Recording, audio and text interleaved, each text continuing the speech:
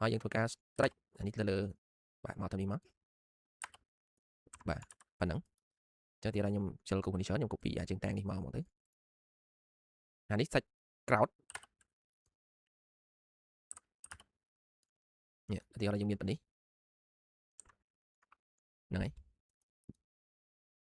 អូនេះកាត់ទៅលើបន្តិចនេះទៀតខ្ញុំយកបាទអា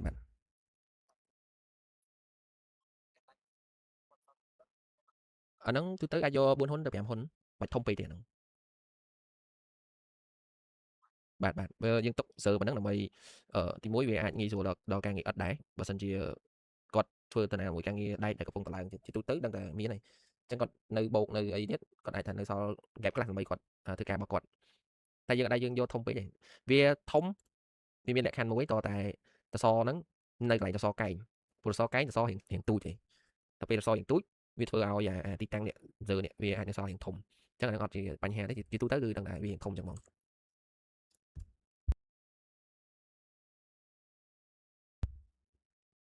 អូខេមានគ្នាយើងមានចង្អុលទៀតអត់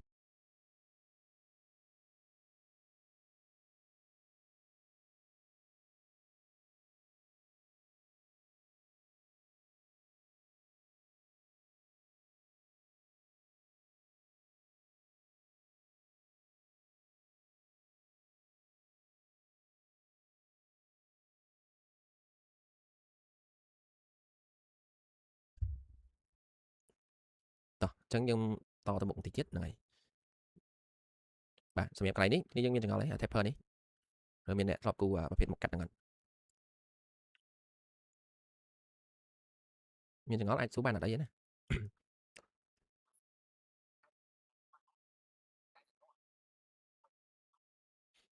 សម្រាប់ taper ទូទៅវាត្រូវតែយើងសេរីអញ្ចឹងព្រោះវាទៅតាម condition វាទៅតាមតម្រូវការរបស់យើងធ្វើដែរទីគាត់ថាខ្លះគាត់គូអញ្ចឹងទៅគាត់អាចគិតថា taper ដែលសាច់ធំបំផុតរបស់គាត់គិតអត់គិតត្រឹមនេះទេគាត់គិតមកនៅលើនេះវិញបើថាជាគាត់គិតនៅលើនឹងវិញវាអាចថារូបរាងលក្ខណៈវាអាស្រ័យទៅតាមអ្នក design ដែរទេគាត់នេះខ្ញុំធ្វើទៅតាម style របស់ពួកខ្ញុំដែលធ្លាប់ធ្វើអញ្ចឹងណាខាង style ហើយខាងផ្សេងក៏គេអាចធ្វើអញ្ចឹងដែរតែបើខាងវៀតណាមគាត់គិតជា taper អាចផ្សេងពីនឹងវិញទៀតគាត់ប្រើ connection ចេះជាមួយខ្ញុំគូមួយតែបើសួរថានៅគូទៅមកតែពីរដងហ្នឹងដើម្បីយើងធ្វើlạiរៀង taper ហ្នឹងឯងវាអត់ត្រង់ដូចប្រភេទដែលយើងធ្វើលក្ខណៈ hot roll ណា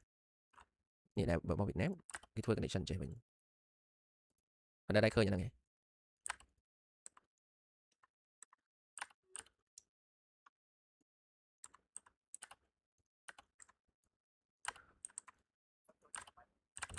មកកាត់នេះជាទូទៅអ្នកដែលធ្លាប់ឃើញប្លង់វៀតណាមប្រកាសជាធ្លាប់ឃើញហើយគាត់ធ្វើជា taper អញ្ចឹង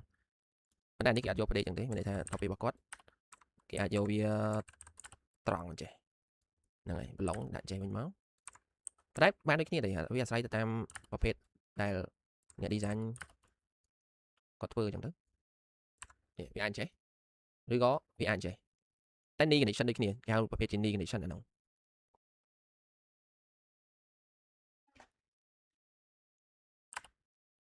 តោះអញ្ចឹងខ្ញុំគូបង្ហាញមក frame នេះដើម្បីបង្ហាញដល់អ្នកគ្នាតើតងជាមួយនឹងមុខកាត់របស់យើងអញ្ចឹងឧទាហរណ៍ថារបស់យើងនេះវាមាន connection នេះទៀតបាទដូចនេះអញ្ចឹងអានេះយើងសេរីមកតាមជាក់ស្ដែងបាទទីថានៅក្នុងនេះយើងអត់មានគូដបូលទេអញ្ចឹងយើងអត់ដឹង line ដបូលទេ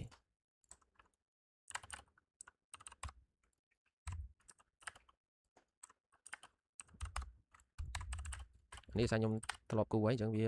អត់ជាបញ្ហាទេទាំងអស់គ្នាថ្មីអាចនឹងមានចង្អុលឯណាចាំសួរខ្ញុំបន្ថែមបាននេះកុំបះស័ង្កសីអញ្ចឹងទៅបាទដល់ពេលកន្លែងនេះវាមានតទឹកអញ្ចឹងខ្ញុំឧទាហរណ៍ខ្ញុំគូតទឹកទៅនេះមួយសិនមក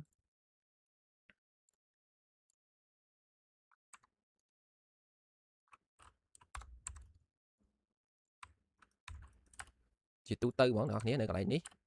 បើសិនជាគេគូគេតទឹកកន្លែងនេះគេដាក់រៀងធ្លាក់មកក្នុងតិចបាទហើយដល់ពេលកន្លែងនេះបាទជាទូទៅកន្លែងនេះមានឈីចេះ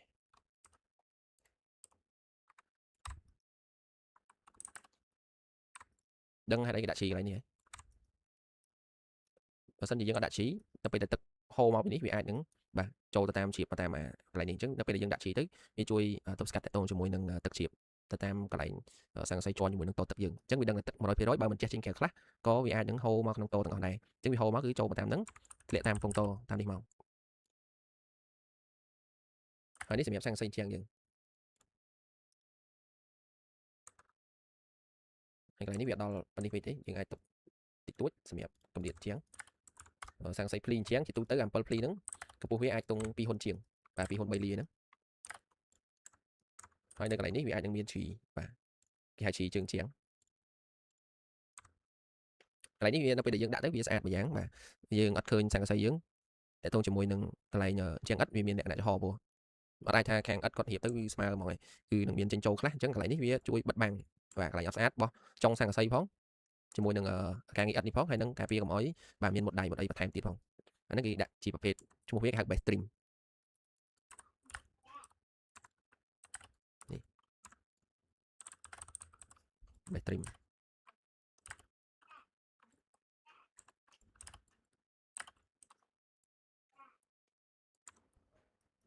អូខេអញ្ចឹងអានេះសម្រាប់សង្កសីអញ្ចឹងអានេះគឺយើងមកតាមនឹងមកហើយបាទតើតងជាមួយនឹងអានេះគឺដៃ E របស់យើងអញ្ចឹងយើងអាចធ្វើការគូបានសិនជាយើងមានបាទមាននេះយើងចាប់ដើមរែងមកទៀតខ្ញុំ copy ពីនេះមក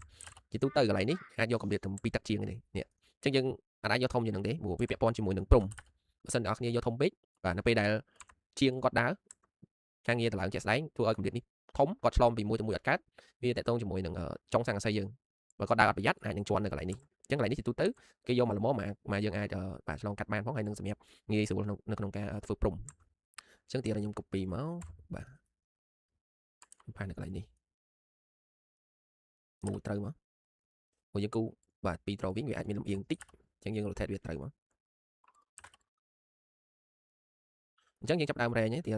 ផលិតយើង design 1m 3 1បាទ1m 3អញ្ចឹងខ្ញុំ copy មកខ្ញុំចុចនេះមួយបាទហើយខ្ញុំចុច A អញ្ចឹងខ្ញុំចង់បានចំនួនទីប្រហែលថា15សិនចុះបាទដាក់បន្ទាត់ក្បែរនេះមកខ្ញុំវាយ1300អញ្ចឹងក៏ទីដល់វាច្រើនពេកយើងលុបចោលខ្លះអញ្ចឹងតើតមួយ extension យើងបាទ extension យើងទីថាយើងយកចេញពីមកបាទខ្ទង់1m ឬក៏1mកន្លះអញ្ចឹងយើង offset មក1mកន្លះយើងគិតថាដល់ចុងសង្កសីឬក៏ 1m 2ទៅបើយើងធំពេកអានេះខ្ញុំគូឲ្យវាខុសពីក្នុងក្រូខាងនេះតិចទៅតមកទៀតបាទយើងចាប់ដើមធ្វើការប្រយោលមកក្នុងវិញយើងដាក់បាន155ដូចយើងធ្វើខាងលើនេះដែរអញ្ចឹងមកដល់នេះគេខ្ញុំដាក់ខៀវនេះគឺពណ៌សង្កសីអានេះគឺ frame ហើយខ្ញុំប្រយោលមួយទៀតយកខាងលើបាទអញ្ចឹងកន្លែងនេះយើងអាចចង់តិចមកព្រោះដើម្បីយើងត្រូវធ្វើតទឹកដូចដែលខ្ញុំគូមិញហ្នឹងអញ្ចឹងយើងត្រូវធ្វើតទឹកយើងមិនត្រូវ drop បាទធ្នឹម extension របស់យើងអាចដាក់ស្មើអញ្ចឹងទេដល់ពេលយើងដាក់ស្មើអញ្ចឹងតទឹកគឺយើងប្រើការបានទាបកម្ពស់វាអញ្ចឹងយើងអាច drop ចុះក្រោមទៀតតាមមកទឹកអានេះយើងអាច adjust តាមក្រោយទៀតបានអញ្ចឹងខ្ញុំប្រើប្រហែល E ប្រទៀត E 200ខ្ញុំដាក់ E 200មក200ធំពេកខ្ញុំយក150បើយើងដូចជា150ទេហ្នឹងហើយកម្ពស់របស់វាបើសិនជាខ្ញុំចង់យកពីខាងណាពីត្រឹមនេះ drop ចុះមកក្រោមមែនទៀត8ទឹកយើងយកមកអញ្ចឹងយើងមើលមកនេះយើងធៀបមកនេះមកបើសិនជារបស់យើងនេះយើងយកមែន1m ទឹកកន្លះយើងមូមកត្រឹមនេះ1m ថា1m 2ទឹកចុះអញ្ចឹងយើងមកដល់ចុង extension របស់យើងចុង extension កន្លែងនេះប៉ុន្តែមកដល់កន្លែងនេះតោះគ្នាត្រូវមូវាចូលមកក្នុងទឹកកន្លះទៀតបាទអញ្ចឹងអានេះបានយើងបាន extension ហើយយើងធ្វើការ trim វាចោលលុបឡាញប្រយោលនេះចឹងមកដល់ទៅនេះយើងធ្វើការបាទ trim វាសិនមកចឹងនេះយើង extend វាមកដល់នេះអូខេហើយចាំយើងដាក់កំណោងវាមកកំណោងទៀតខ្ញុំយក300ហើយខ្ញុំចាប់ដើម offset មកតាមនេះអាចតែយកទាំង5ហ៊ុនមកដើម្បីយើងកាត់សង្កសីសិនទៅវាអាស្រ័យលើយើងដាក់សំឬមិនសំទីកន្លែងហ្នឹងថា owner គាត់ចង់បានប៉ុណ្ណាយើងចង់សេរីប៉ុណ្ណាវាអត់អាស្រ័យទៅលើនេះឯងបាទតែទៅមួយប្លង់អាកតិចដែរកន្លែងហ្នឹងអញ្ចឹងកន្លែងនេះទៅយកខ្ញុំដាក់ឲ្យវាចូលលើសសទៀតមកតមកទៀតមកដល់កន្លែងនេះយើងចង់ copy នេះមកក៏បានដែរយើងត្រូវមានតែនេះមួយទៀតហើយបើសិនជានេះគៀកពេកយើងអាចនេះសេរីវាតិចមកដើម្បីឲ្យវាចូលនេះបើខុសគ្នាមួយទឹកពីរទឹកបាទវានៅក្នុងការ design យើងទេអត់អីទេអញ្ចឹងខ្ញុំធ្វើការគ្រប់បើទៀតគ្រប់វាមួយស្រួល select mirror មួយទៀតមកដើម្បីខ្ញុំបានបាទផលិតហ្នឹងខ្ញុំគូសមកនេះអញ្ចឹងយើងគិតថាសិតរបស់យើងប្រើតទឹកប៉ុណ្ណាដើម្បីយើងសេរីនេះទីតទឹកខ្ញុំយកបាតមែនបាទទីខ្ញុំយកបាត230ខ្ញុំធ្វើប្រយោលនេះមក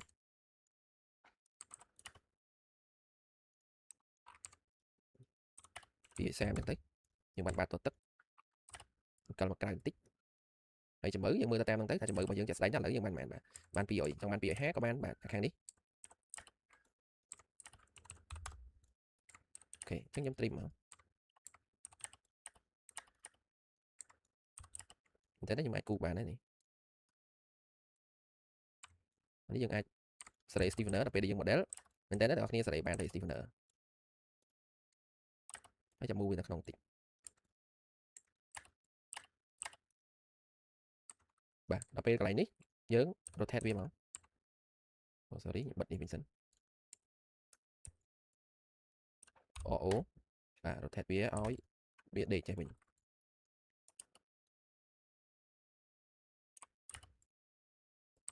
ចឹងនេះខ្ញុំដាក់កម្រាស់វាមកទី7លី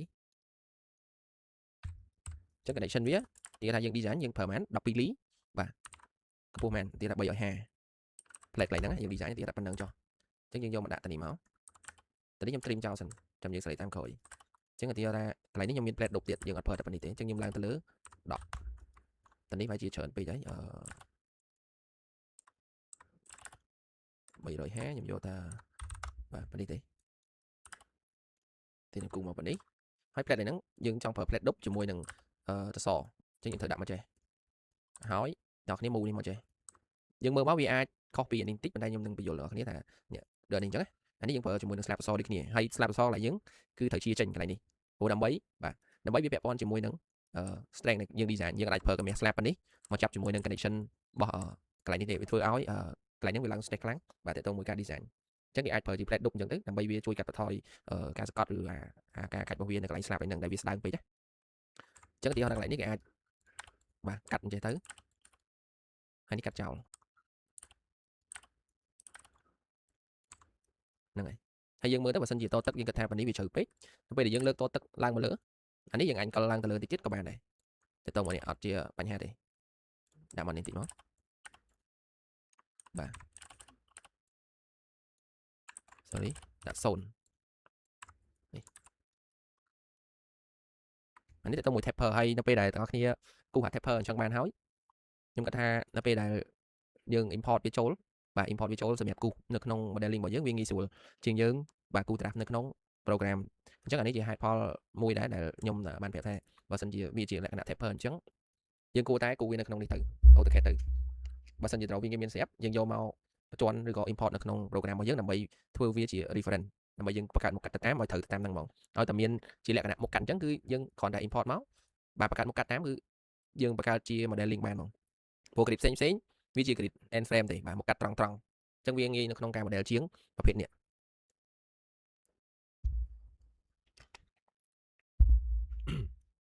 តែខ្ញុំដាក់អញ្ចឹងមួយទៀតហើយចាំយើង mirror ដើម្បីបាទនេះយើងដាក់តែប៉ុណ្្នឹងអញ្ចឹងខ្ញុំគូ line នេះសិនមកអញ្ចឹងកន្លែងនេះក៏យើងត្រូវ check ដែរថាវានៅពេលដែលអញ្ចឹងអត់យើងទៅនឹងវាទៅជាមួយតទឹកយើងអត់បើសិនជាយើងចង់ដាក់សាច់ជាងយើងចូលផ្លាស់នេះប៉ុន្តែវាអាស្រ័យទៅតាម project មួយបាទជួនកាល owner ខ្លះគាត់ចង់ចំហតានេះទុកឲ្យមានខ្យល់ចេញចូលទៅបាទអញ្ចឹងអញ្ចឹងគាត់អាចដាក់តែត្រឹមនេះទេបាទអញ្ចឹងវាអាស្រ័យទៅតាម project មួយដែរហើយបើសិនជាយើងចង់បានឲ្យអញ្ចឹងយើងហត់ទៅដល់ app ជាមួយនឹងតទឹកអញ្ចឹងឡើយនេះយើងត្រូវសេរីបន្តិចបាទយើងសេរីកាត់មកទីយើងយកប៉ុណ្នេះហើយកន្លែងនេះទាំងអស់គ្នានៅពេលដែល model មិនដាក់វាក៏បានដែរដោយសារវាខ្លីដែរទេទៅតងមួយ Stevener ហ្នឹងអញ្ចឹងទីខ្ញុំដាក់មកបាទកម្រាស់វា23អញ្ចឹងវានៅទៅដល់គ្នាធ្វើការបាទ move វាទៅក្រៅតិចដើម្បីការងារចាក់ស្ដែងពេលយើងមានសង្កសីកន្លែងហ្នឹងវាអត់ទៅគ្នាព្រោះយើងគូតឡាញអាចតែពេលដែលដល់គ្នាធ្វើចាក់ស្ដែងវាអាចទៅដាក់ប៉ុណ្នេះមកប៉ុណ្នេះគឺវាលេងទៅហើយចំពោះ gird របស់យើងកន្លែងនេះយើងដាក់វាមកចេះមកពេល modeling ពេលដែលយើង modeling វាមកអញ្ចឹងភាពងាយស្រួលមួយសម្រាប់ការតឡើងគឺគេងាយស្រួលក្នុងការតឡើងដីសិននេះដើម្បីដាក់កងវានៅលើ plate មួយនេះបើយើងដាក់ផ្ងាមិញពេលតឡើងវាអាចពិបាកយើងគូស្រួលទេអត់អីទេតែពេលអ្នកតឡើងគឺគាត់ពិបាកក្នុងការទប់ដីសិតឬក៏តឡើងបើសិនជាកងអញ្ចឹងណាបើយើងដាក់ចេះទៅវាងាយស្រួលដែរខ្ញុំកាត់ត្រឹមនេះហើយខ្ញុំទាញវាដល់ក្រោមនេះមកគ្រប់មួយត្បិតទៀតចាំខ្ញុំ copy array វាទៅខ្ញុំដាក់1.3 បាទយើងចែកមកទៅបើសិនជា1.3វានៅ7តិចហើយឲ្យដល់លើមក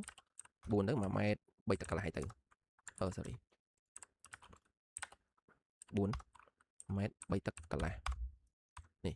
chứ những ai thay vô thầm nâng tới rồi gọi đi cắt lên tích các bạn đấy hay nếu giờ offset lại đó đi màพวกอะไรนี้บ่เอาโดยมาเยืองมองแต่นี้คือเยืองมูเวียดดอนเนี่ยហើយអានេះវាតទៅមួយបច្ចេកទេសហងចាក់ព្រោះបើសិនជាកន្លែងនេះទាំងអស់គ្នា modeling ឲ្យគេចេះវាអាចមាន plate ខ្លីទៅហ្នឹងឯងគេពិបាកក្នុងការធ្វើហើយបើសិនជាធ្វើឲ្យមានទឹកសាកន្លែងនេះវាអាចតទៅមួយការការតម្លើង plate នេះរៀងពិបាកតែបើធ្វើដូចខ្ញុំចេះមានន័យថាយើងសុកចិត្តបោះវាមកលើមិនហ៊ុនទៅទៀតដូចនេះលើ2.5អញ្ចឹងខ្ញុំឡើងមកលើទៀតថា3ហ៊ុនទៀតចុះហើយខ្ញុំសុកចិត្តឲ្យគេធ្វើ slab ទៅត្រឹមនេះមកបានហើយនេះចាំឲ្យគេមកផ្សារប៉ានេះវិញផ្សារនៅកន្លែងហ្នឹងវិញបាទពេលដែលយើងមានទាំងសារកន្លែងហ្នឹងកន្លែងនេះវាអត់មានទាំងសារទេអញ្ចឹងតើតមួយការចាប់បាទ frame របស់ extension នេះក៏វាអត់មានហានិភ័យទៅគ្នាមួយទាំងសារឬក៏មានថាត្រូវការអីនៅការឋានទៀតដែរអញ្ចឹងគឺជាចូលបាយមួយស្រួលដែរដែលយើងត្រូវធ្វើទម្រង់បែបនេះហើយបាទតើតមួយនេះហ្នឹងគឺបាទ connection អីគឺអ្នកគ្នាអាចមើលទៅតាមហ្នឹងទៅបើសិនជានេះយើង block ចេះមកហើយមានចង្អុលអីណាអាចសួរខ្ញុំបន្ថែមបានព្រោះ